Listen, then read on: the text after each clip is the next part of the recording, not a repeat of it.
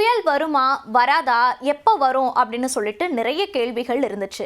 அதே மாதிரி இந்த புயல் உருவாக வாய்ப்பே இல்லை புயல் உருவாகிடும், ஆனால் அது ஒரு காற்றழுத்த தாழ்வு மண்டலமாக தான் கரையை கடக்கும் அப்படின்னு சொல்லிட்டு நிறைய கருத்துகள் இருந்துச்சு. ஒரு குழப்பமான மனநிலையே இந்த புயல் பொறுத்த வரைக்குமே எல்லார் மத்தியிலும் நிலவிட்டு இருந்துச்சு. வானிலை ஆய்வு மையமும் இந்த புயலை கண்காணிக்கிறதும் சரி, அதை கணிக்கிறதும் சரி ரொம்பவே டஃப்பான ஒரு வேலையா இருக்கு அப்படின்னு சொல்லிட்டு இருந்தாங்க. ஆனா இப்ப இதுக்கெல்லாம் முற்றுப்புள்ளி வைக்கிற விதமா நேற்று மதியம் இந்த ஃபெஞ்சல் புயலானது உருவாயிடுச்சு. இதுல இன்னொரு மாற்றம் என்னன்னா, நம்ம இதை ஃபெஞ்சல் புயல் அப்படின்னு தான் சொல்லணும். சரி, இப்ப இந்த ஃபெஞ்சல் புயலானது எங்க இருக்கு, இந்த புயல் கரையை கடக்கும் போது எங்கெங்கெல்லாம் பாதிப்புகள் ஏற்பட அதிக வாய்ப்பு இருக்கு, எந்தெந்த மாவட்டங்களுக்கெல்லாம் கனமழை பெய்யும், எந்தெந்த மாவட்டங்களுக்கெல்லாம் அதிகனமழை பெய்யும் அப்படின்னு பார்க்கலாம். முதல்ல இந்த ஃபெஞ்சல் புயலினுடைய தற்போதைய நிலை என்னவா இருக்கு அப்படின்னு சொல்லி பார்க்கலாம். முதல்ல இப்ப இங்க நம்ம பார்க்குற இடம் தான் இந்த ஃபெஞ்சல் புயல் நிலை கொண்டிருக்க இடம். இந்த ஃபெஞ்சல் புயலானது அதோடைய வேகம் அப்படின்னு சொல்லி பார்க்கும்போது நிறைய டிஃபரன்சியேஷன் இருந்துச்சு. அதாவது நீங்க பாத்தீங்கன்னா ஸ்டார்டிங் எடுக்கும் போது ரொம்ப ஹை ரைஸ் ஆகுறதோ, அதன் பிறகு லோவா ஆகுறதோ இந்த ஃபெஞ்சல் புயலுடைய வழக்கமா இருக்கு.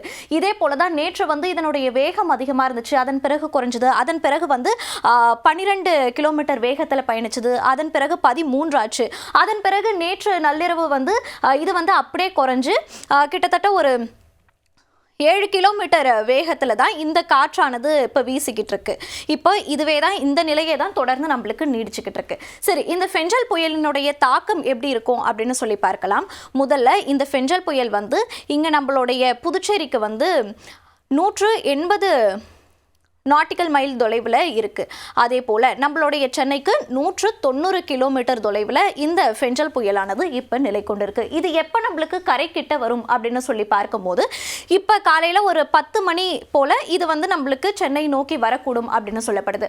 ஆல்ரெடி இதனுடைய மழையினுடைய தாக்கங்கள் எப்படி இருக்கும், இதன் பற்றின காற்றுடைய தாக்கங்கள் எப்படி இருக்கும் அப்படின்னு சொல்லிட்டு எல்லோர் மனசுலேயும் ஒரு கேள்வி இருக்கு இல்லையா? அதுக்கான விடையை நம்ம பார்க்குறோம் அப்படின்னு சொன்னால் இந்த வரைகளை மூலயமாவே நம்ம அதை பார்த்துடலாம். எப்படின்னு சொல்லி பார்த்தீங்கன்னா, இதற்கு முன்பு இந்த ஃபெஞ்சல் புயலானது இந்த மழை மேகங்கள் இருக்கு இல்லைங்களா, அது நம்மளுக்கு டெல்டா பகுதியில் தான் இருந்துச்சு. ஆனால் இப்போ இது பார்க்கும்போது நமக்கு வட தமிழ்நாடை நோக்கி வருது. அதாவது இப்படி வந்துட்டு இருக்குன்னே சொல்லலாம். இப்போ இங்கே நிலை கொண்டு இருக்க இந்த ஃபெஞ்சல் புயல் நம்மளுடைய சென்னைக்கு 190 கிலோமீட்டர் தொலைவில் இருக்கு அப்படின்ற பட்சத்தில் இன்னைக்கு மதியம் இது கரையை கடக்கக்கூடும் அப்படின்னு சொல்லி எதிர்பார்க்கப்படுது. அதே போல் இது புதுச்சேரிக்கும் இந்த நம்ம சென்னையோடைய மகாபலிபுரம் இதுக்கு இடையில தான் கரையை கடக்கும் அப்படின்னு சொல்லியிருக்காங்க. அதனால இசிஆர் ஓஎம்ஆர் சாலைகள்ல எல்லாம் பலத்த பாதுகாப்பு ஏற்பாடுகளானது போடப்பட்டிருக்கு. அதே போல இந்த கடலோர மாவட்டங்களில் நமக்கு அதிக கடல் சீற்றம் இருக்கக்கூடும் அப்படின்னு சொல்லப்படுது, அதிக கனமழை இருக்கக்கூடும் அப்படின்னு சொல்லப்படுது. அது மட்டும் இல்லாம இந்த மழை கூட்டங்கள் இருக்கு இல்லைங்களா, இப்போதைக்கு பொறுத்தவரை, அதாவது இன்று காலை நிலவரப்படி இந்த புயல் உருவானதுல இருந்து கடல் பகுதியில தான் இது அதிகமா டிராவல் பண்ணிக்கிட்டு இருக்கு. அதே போல இந்த கடல் பகுதிகளில் தான் இப்போ மழையானதும் அதிகனமழையாக பொழிஞ்சுக்கிட்டு இருக்கு. இன்னும் நம்மளுடைய நிலப்பரப்பை நோக்கி இந்த அதிகனமழையானது வரல. இன்னைக்கு காலையில் 10 மணி இந்த மேகக்கூட்டங்கள் எல்லாமே நம்மளுக்கு சென்னையை நோக்கி நகரக்கூடும் அப்படின்னு சொல்லியும் எதிர்பார்க்கப்படுது.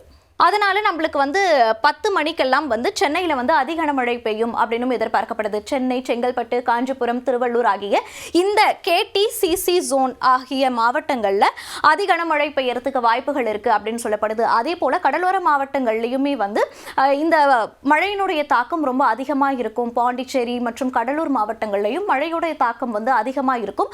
சொல்லப்போனால் நேற்று நைட்டில் இருந்தே இது மிதமான மழையில இருந்து ஸ்டார்ட் ஆச்சு. இன்னைக்கு காலையில இருந்து இப்போ அதிகன மழை பெய்யறதுக்கும் ஸ்டார்ட் ஆகும் அப்படின்னு வானிலை ஆய்வு மையத்தினால கணிக்கப்பட்டிருக்கு. சரி, ஓகே.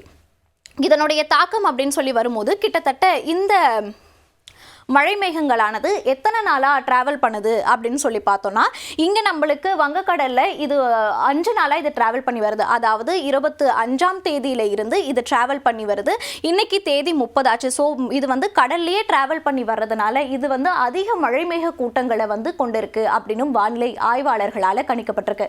அதனால வடகிழக்கு பருவமழை நம்மளுக்கு இப்படி வரும். அதாவது வடக்கில் இருந்தும் கிழக்கில் இருந்தும் இப்படி வரும்போது இங்கே நம்மளுக்கு மேகக்கூட்டங்களானது அதிக ஃபார்மேஷன் ஆகி ஒன்னோட ஒன்று சந்திக்கும் போது மழை மேகங்களை நம்மளுக்கு தரைப்பகுதியை நோக்கி நகர்த்தக்கூடும். அப்போ நம்மளுக்கு தரைப்பகுதியை நோக்கி நகர்த்தக்கூடும் போது இந்த காற்றழுத்த தாழ்வு மண்டலம் புயலாகி வரும்போது நம்மளுக்கு எல்லாமே சேர்ந்து அதிக கனமழையை கொடுக்கும் அப்படின்னு வானிலை ஆய்வு மையத்தினால சொல்லப்படுது. அதனால தான் இப்போ நம்மளுக்கு இந்த கடலோர மாவட்டங்களில் அதிக கனமழை பெய்யறதுக்கு வாய்ப்புகள் இருக்கு. அதே போல நம்மளுக்கு இந்த கேடிசிசி ஜோன் அப்படின்னு சொல்லக்கூடிய வட தமிழ்நாட்டில் அதிக அளவில் கனமழை பெய்யும். அதனால மக்கள் எல்லாருமே எச்சரிக்கையா இருந்துக்கணும் அப்படின்னும் எச்சரிக்கப்படுது. அதாவது கடலோர பகுதிகளில் வசிக்கும் மக்கள் ரொம்பவே பாதுகாப்பாக வீட்டிலேயே இருந்துக்கோங்க அப்படின்னு சொல்லப்படுது. செல்ஃபி எடுக்கிறதுக்கோ ஃபோட்டோஸ் எடுக்கிறதுக்கோ யாரும் கடல் பகுதியை நோக்கி போக வேண்டாம் அப்படின்னும் அரசினால கேட்டுக்கொள்ளப்படுது. அது மட்டும் இல்லாமல் இப்போ முக்கியமான விஷயம் என்னன்னா 10 மணிக்கு மேலே நம்மளுக்கு வந்து அதிக கனமழை பெய்ய வாய்ப்பு இருக்கும் அப்படின்னு சொல்லப்படுற பட்சத்தில் எல்லாருமே தங்களுடைய வீடுகளில் ஸ்டே பண்ணுங்க. அப்படி தாழ்வான பகுதியில் வசிக்கக்கூடிய மக்கள் வந்து எல்லாருமே அரசு ஏற்படுத்தி கொடுத்திருக்க முகாம்களில் போயிட்டு தங்குங்க அப்படின்னு சொல்லப்படுது. ஸோ அதனால இன்னைக்கு வந்து இந்த ஃபெஞ்சல் புயலினுடைய தாக்கம் வந்து நம்மளுடைய கேடிசிசி ஜோன் அது மட்டும் இல்லாமல் கடலோர மாவட்டங்கள்லையும் அதிக தாக்கத்தை ஏற்படுத்தும் அப்படின்னு சொல்லப்படுது. இன்னைக்கு மதிய வேளையில் இது கரையை கடக்கும் அப்படின்னு சொல்லப்படுற பட்சத்தில் மழை பொழிவானது அதிகம் இருக்கும். அதே போல இந்த மழை மேக கூட்டங்கள் நகர நகர நம்மளுக்கு புயல் வந்து நம்மளுக்கு நோக்கி நகர நகர காற்றின் வேகமும் அதிகமாக இருக்கும்னு வானிலை ஆய்வு மையத்தினால கணிக்கப்பட்டிருக்கு. இதுதான் தற்போதைய வானிலை நிலவரமாக இருக்கு.